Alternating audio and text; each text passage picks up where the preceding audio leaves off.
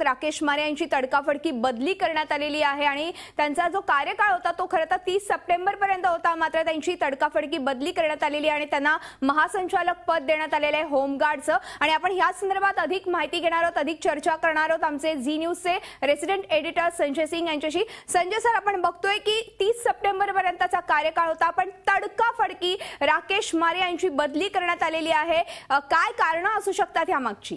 बघा, याच्यात मुख्य कारण आहे, एकमात्र कारण आहे शीना मर्डर केस मध्ये राकेश मारे यांनी बतौर सीपी यांनी खूप दिलचस्पी घेतली होती, खूप इंटरेस्ट दाखवला होता आणि तिकडे जाऊन 12-12, 14-14 तास स्वतः बसून किती दिवसापर्यंत इन्व्हेस्टिगेशन करत होते।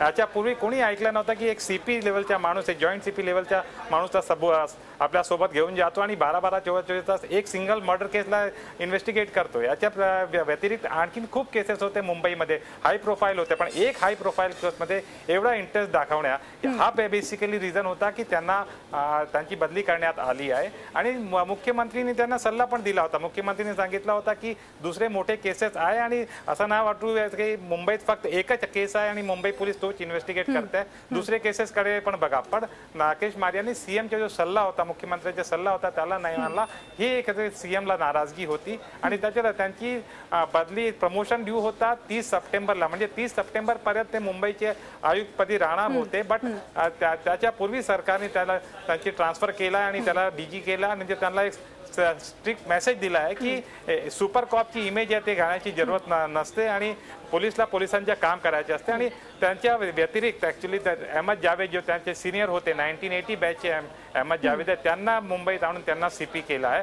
तर स्ट्रिक्ट एक क्लिअर कट मेसेज दिला आहे त्यांनी राकेश मारे याला। बरोबर, महासंचालक पद जरी होमगार्ड यांचं मिळालं असलं तरी देखील कुठेतरी नाराज असणार आहेत या संपूर्ण नियुक्तीनंतर। धन्यवाद संजय सर या संपूर्ण चर्चेबद्दल। झी 24 तास रहा एक पाऊल पुढे।